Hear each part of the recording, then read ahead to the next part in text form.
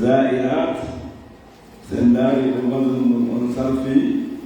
وعلى وزن فاعلات. الفاعلات أي كثيرات فيه لهذا الأمر. إذا وهي بجورة بجورة وجورة بقبروجين. وما كان عبد الله بن عباس رضي الله عنهما نلا الماكي والمتخذين عليها المساجد. إنه هدي أبيد وكان سنة بهيو بجورة بقبروجين. بهم كان يور بجوجي تطور بقبروجين جولير. هور مجد بدمنا هور مجد جولير. والسرج كان يدعي جولي. سرج كو جمعو سراج كو بيتلاجي ولا جمع. رواه أهل السنن يمكن سنة لأنه في اللي وإمام أبو داود إمام الترمذي بن ماجه وأحمد بن يلتزم كمسند باب. وي أهل السنن كهم بولي بين كهم أنتم كبيرو أي كولهم كأبو داود الترمذي بن ماجه ولم يروي النسائي إمام النسائي كأهل السنن جيا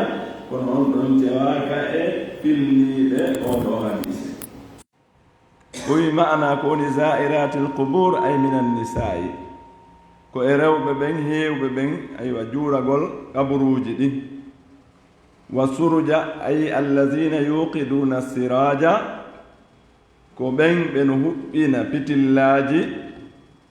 على المقابر كقبروج ويضيعونها بجلبنا قبروج دي. sikkugol wondema ngundaygu ɗon ndayginanayi waali ɗo nder ton on. sikka si waɗi ndayguji huɓɓini lampuji ma waɗi ton ampulji awan ɗum ɗon jalbiniri kamɓe ko ɓe suti kon jalbinanayi oya kadi wonɗo nder ton. no ɓuri heewde ɗum kadi waɗoɓe ɗum ɓen ko ɓuri kon hara ɓe mahi ɓe mahay ɓe hawtidira ko haɗa kon mahugol ngol e kaarolugol e huɓɓingol ndayguji ɓe hawdira ɗiɗo tati noon ɓe yaha ɓe waɗana on ti ɓe sikka ɗum nafa e mo hara hay hunde nafata ko ka gite maɓɓe kamɓe ko ɓe suti kon ɗi jalbini kono alhaali makko on nder toon ko golle makko ɗen jalbinta ton. maana alhadise ijmalan firo moftugo ngon oɗo hadise yad'u sallallahu alayhi wa sallam billanati wa hiya at-tard wal ib'adu an rahmatillahi linnisa'i allati yazurna al-qubura. o wi nelaɗo hino toro ɓe toro kuddi yo wonu ko on ɗum no woni on wiyete kuddi la'ana ko pottineede raɗe e yurmeende Allah nden pottine e mayre wonande homɓe wonande ɓen sonnaaɓe ɓe no juuro kaburuuji ɗin. Nelaɗo sallama maakugol ɓe Allah huɗi konngol ngol ari wastawi ko fi'lu maadi wondema waɗi ko bi ma'ana kono ko bi ma'ana ko addu'a o alayhim ko huɗugol ɓe ko toragol e hoore maɓɓe naawigol waɗino de sa ko yo Allah waɗu awa kudde e maɓɓe. idan li anna ziyaratahunna yatarattabu alayha mafasidu ko waɗi juuroyagol ɓe sonnaaɓe ɗi kaburuuji heewgol maɓɓe yaagol ton no fawodiri e boneeji buyi waɗa e mum no jeeya e ɗin ɗon minan niyahati wal jazai waftitnani lirijali bihinna. piiji tati no ɗon ɗiɓe janti ɗo no waawa woni ɓuri ɗin no jeeya mo wullugol ko wiyete niyaha ko wullugol wondude e kontugol e lintugol e waɗgol piiji ko ɗum senniride hakkunde niyaha kañum e buka. buka ko wullugol gonɗi ɗin ila ɗi jippoo hara onti waɗaali hito ɗum ɗon ko buka wullaandu. amma niyaha ko wullugol linta ko ɗum waɗi si nelaaɗo sallallahu alaihi wa sallam ɓe toŋi ɗum ɗon ɓe sattinani ɗum e mofte maɓɓen ɓe kambani kadi waɗooɓe ɗum ɓen sonnaɓɓen noon ko heewi kon si ɓe yahi ɗum ɓe yii ɓe annditi moƴƴereeji ma nafooreeji ma jeyondiral tun ma ko ɓe jeyondiri e on waaliɗo ɗon no heewi ka ɓenta e ko honno mi waɗata ko neɓatara ɓe fuɗɗike wolde piiji ɗin hara ɓe naataki san e ko alnelaaɗo haɗi kon ɓe maaki laysa minna man latama alghududa wa shaqqa aljuyuba wa da'a bi da'wa aljahiliya jeyaka e amen ɓen wonɓe bentitade wulla fi no heɓi mayde ma seeka coñci mum ma ɗum no yelo ko majji kon no wattonmi mi boyi am bona e soguɗin piiji isan no heewi ka ɓe watta ɗum kamɓe sonnaɓen ara nun ɗum ko niya wal jasa e gusitagol waɗa hannde kadi wawata wurde e ɓawonti waftitnani rijali bihinna e worɓe ɓen kadi fitinora e ɓe sonnaɓe so ɓe heewi to par ce que si yehi ha ɓe fuɗɗike wolde no woodi façon piiji boyi ko ɓe wattade tata hanaka waɗede yeeso worɓe janamɓe ɓe joni noon si kamɓe ɓe woni juuragol ɗum hasi ka ɓe waɗa ɗin piiji fof donc nelaɗo sallllahu alayhi wa sallam kala ko tawi ella waɗay e nder mofte maɓɓe ɗen ɓe sakkoto ɓe ɓangina law lutta saliɗo sali accude jaɓuɗo jaɓi yo allah waɗen jaɓoɓe ولعن الذين يتخذون المقابر مواطن عبادة أو يضيئونها بالسرج والقناديل نلادو بتوري كدي دون بهودي كدي هم بين جوجيتو ورب جوجيتو تو بقبروجي دين نكوريجي كبروا الله ما دum be jalbinana din gabruuji wadugol ton laypuuji e waɗugol toon ampulje ko nandi e muɗum surj ko kala ndeygu ko tawata no yowndiri ko huɓɓata ko ɓuri kon si wiyama siriji ɓena pittilol mbima anara huɓɓay no waɗi waɗuma hon ni si ɓe addidi kañum e ganadil on qindil ko wano ɗum ɗo ni wan ɗe bolbuje ɗo ni annum ɗo huɓɓay kono ala yiite wonge welweltude nder to memmi noon li anna hada guluwun fiha wa mudu'atun li shirki bi ashabiha ɗum ɗon ko feƴƴintingol e fiyakuuji gabruuji ɗin ko wano noon kañum kadi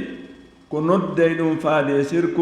sirkidugol e ɓen wonɓe ka gabruuji ton yaha ha wattaɓe e rewde kamɓe munasabatul hadisi lil bab yuɓɓodirgol hadise on e ngal dambugal ɗo yaaɗa annahu yadullu ala tahrimi lguluwi fi lqubur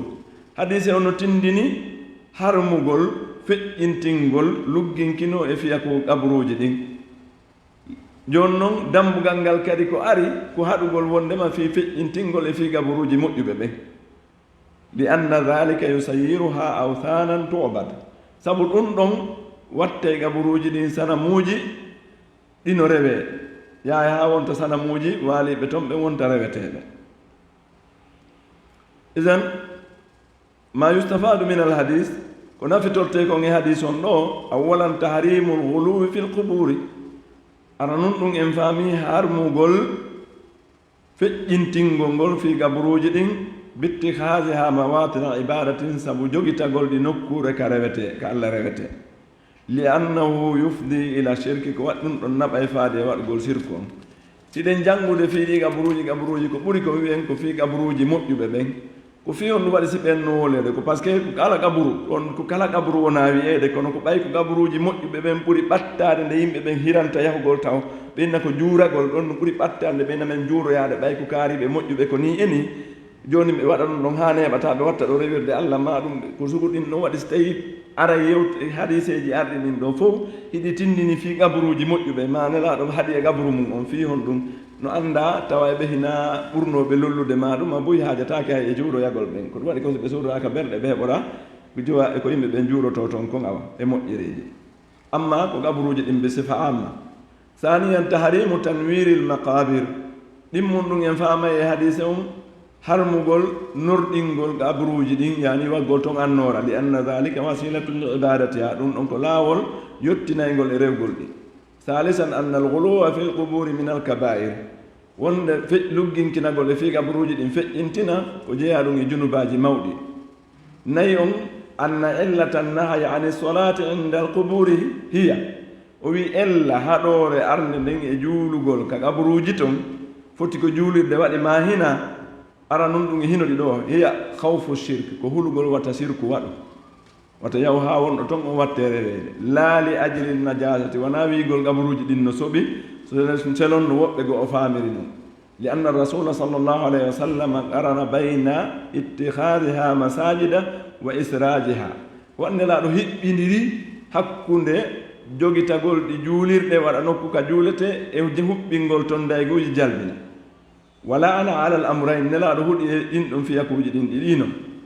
waɗugol toon dayguji ɗin kañum e waɗugol ɗi juulirɗe par ce que fof mum ko on ɗum ɓe woni haɗirde ko fiyota ɗi rewe ina fi wiigol koyta ɗi daygine gon ma goɗɗum gon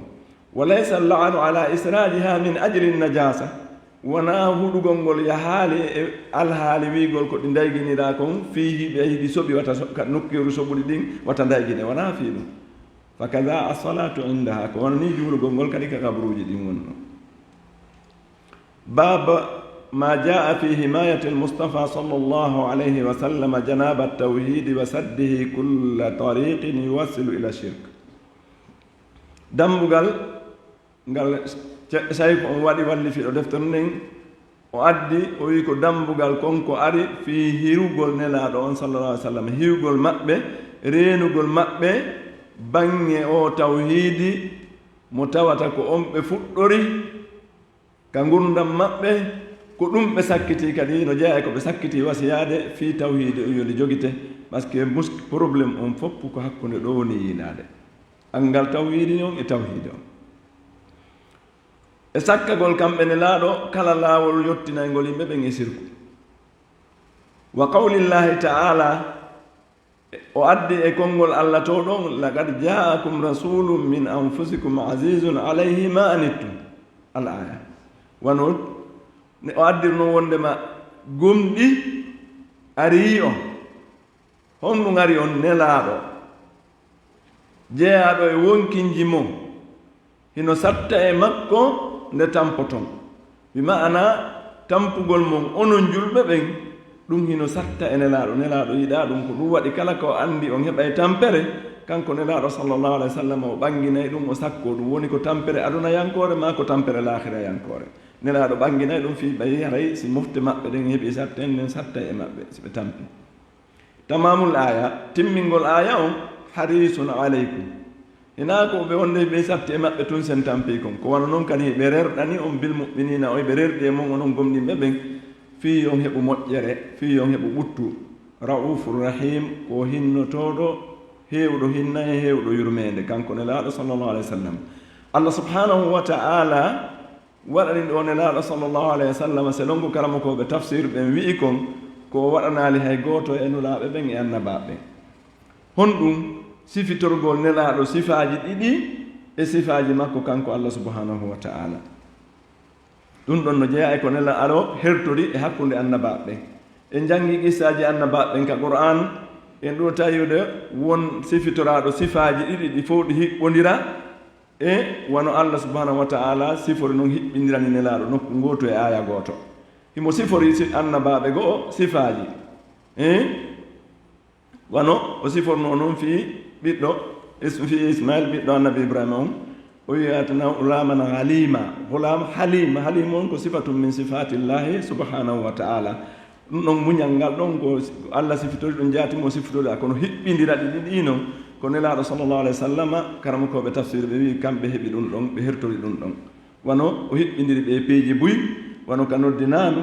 en anndi si gon ɗo noddinayi be hiɓɓindira seedagol e allah ngol e seedagol ngol fii nelaaɗo sa sallam ko ɗum waɗi si goɗɗo go wi dammal ilahu isman nabi lasmihi wa isa qala fi lhamsi lmuaddinu ashhadu ayi o wi nela allah hiɓɓindiri inde mum nden inde nelaaɗo nden seede mum si noddinoo o wi ashhadu ko allah ilaha illallah ko ɗum hikkata ɗon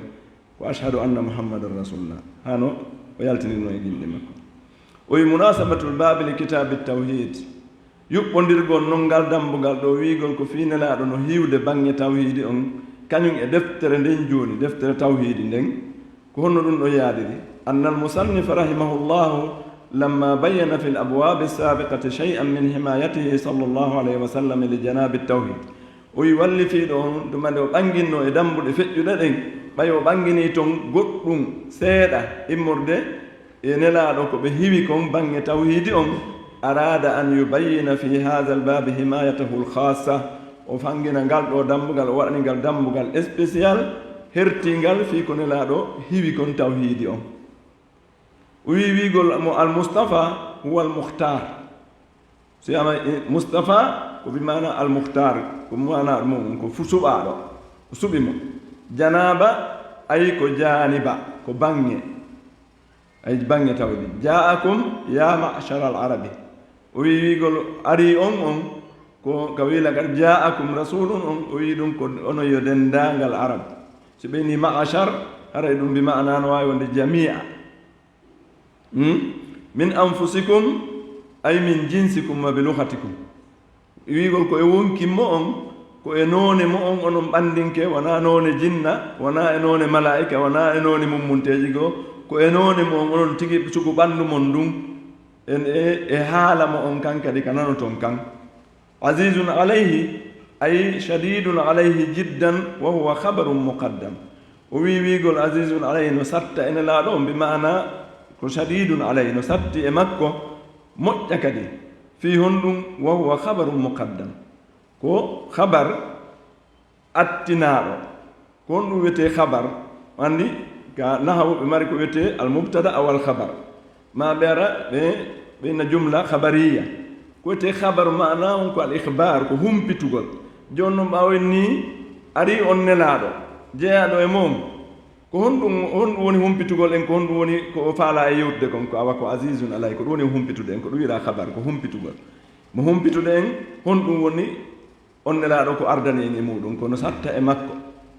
ɗum waɗi ɓe adintini noon habaru mum on no arde ɓaawa e mubtada on o wi ma anittum ma yashuqu alaykum yani no tedda e makko konko no sattata e moɗon kala ko satti e moon haray ɗum no satti e makko kankadi wa yulhiqul adha bikum ko tata kala meminta on lorra hewtina on lorra ɗum ɗon nelaɗo sa sallam haray ɗum no satti e maɓɓe si ɓeyi on e ɗum ɗon jeeya e waɗa honɗum min kufre wadala majjere e keferaku ko piiji ɗiɗi ɓurɗi mawnude hewɓinay ɗi goɗɗo lorra aduna yanko ha e lorra laahira yanko par ce que si neɗɗo woni yedduɗo ko aduna ɗo o heɓata ɓuttu ɓernde few o heɓata ɓuttu ɓernde ko gomɗinɗo tum mari e kala alhaali mo wonita ɓernde makko nden hinde ɓutti hinde deeƴi hinde fowti ko imanu petto wawi ɗum neɗɗo keefeero kala ko ari e makko haysi ko weli ari e makko tawi ɗum kam no feƴƴitiri mo imo wondi e soñña ko wano noon e majjere ko hunde hulɓininde ko ɗum waɗi annabaɓe ɓen fof buyi e maɓɓe yimɓe maɓɓe ɓe waddano ɓenna oye wona min wonami majjuɗo ono annabi oɗo Moussa nde wino e a jogitoto men mbawiniɓe hirtu nagge ngen o inni audu billahi an akuna min aljahilin mi mooli Allah nde wonta e majjuɓe jeeyaɓe yimɓe majjuɓe majjere ko hulɓini ɗum wa qatlin kañum kadi e wareede wa asrin e jogeede kadi nangue dahe ɓay so tawi ɓe gomɗi naali jihaadi waɗi ko ɗum ɓe watte wa ma o wigol ma anittum on ɗo wa ma dakhalat alayhi e kala konko naati e kalima naatuɗo yahde ma on wono bi maana ma anittum on o wi ko fi ta'wili masdarin mubtada'un muakhar ko firtande ɓangina masdar ko wiyete masdar ko fi'lum gayru muqtarinum bi zamanin ko kala gollal ngal hiɓɓodira e tan eɗen anndi golle ɗe tañji ka arabu si ɓe adde fii golleji ɗin ko tañji tati mari no serte ko français kon ko tan feƴƴuɗo ɗo wiyete maadi ma tan fewndi ɗo wiye mudari ma tan aroyay ɗo ɓe innamo mustaqbal ma inne amru ko maana wahide mustaqbal joni noon ɗo si masdar ari ko golle ɗe tawata ƴetta maadi ƴetta amru ƴetta mudari ko ɗum wiyete masdar ko fi'lin gayre muqtarinin bi zamanin si ari ɗon noon hannde kadi haray wonti ism haray wonti inde sabuna ko inde wawi wonde mubtada ko inde wawi wonde khabar al mubtada e khabar ko inde ɗiɗi joni noon ka wonti masdar o haysi ko ma'ana ƴetti ma'ana golle kono haray wonti inde ko ɗum woni ma anittum sen daari anata on ko mbima ana ko tampugol tampere ko noone e naw um iminal e golle kono ɓay woni ma anittum wawi ma on hikkodiri e muɗum joni wonti masdar hande kadi mubtada masdar o wonti mubtada o muakhar ko ɗum ɗon fuɗɗortene ko mbima ana ko wonayno laqad ja'akum rasulum min anfusikum ma anittum ya'azizu alayhi ko tampo toon kon no satta e makko kono wi azizun alayhi ma anittum fi hollugol tum balaha on no yaari noon ka qur'ana eno tentir noon yewtereji ɗin o wi harisun alaykum ɗo ay shadidul hirsi warrahabati fi hidayatikum wa husuli naf'i al-ajili wal ajili lakum o wi ɗum ɗo ko nelaɗo ko sattuɓe rerɗugol ko wiyete hirs si wiyama hirs haray ko rahaba shadida ko rerɗande sattiɗunde hande tiiɗude ɓuri wiyete rakaba simple ko ɗum waɗi so ɓenna ko haris hirso on no tiiɗi ɓuri rakaba fof noon ko rerɗugol ko faalegol hunde nden ko ɗum waɗi nelaɗon no tawi no faala no rerɗi no hirani e feewugol mon ono mofteɗen ɗen wa husuli naf'il ajili heɓugol nafoore yaccinde wal ajili kañum e nafoore neeɓude bi mana ko yaawi wo ko neeɓi wo sago nelaɗo sa sallam ko taw hiɗon e nafoore iɗon e ɓuttu iɗon e peewal ka fuɗɗode haa kalannode yaawi wo neeɓi wo wiigol bil muminina on aylaaɓe hayrihim ko wi kom bil muminina o addi ba o hiɓɓiniri e muminina ɗo ko wiigol hina woɓɓe goo de nelaaɗo rerɗanigal peewal ɗo hina woɓɓe goo ko tampata kon sattata e nelaaɗo ko onon gomɗinɓe ɗen tum allah waɗu en gomɗinɓe raufun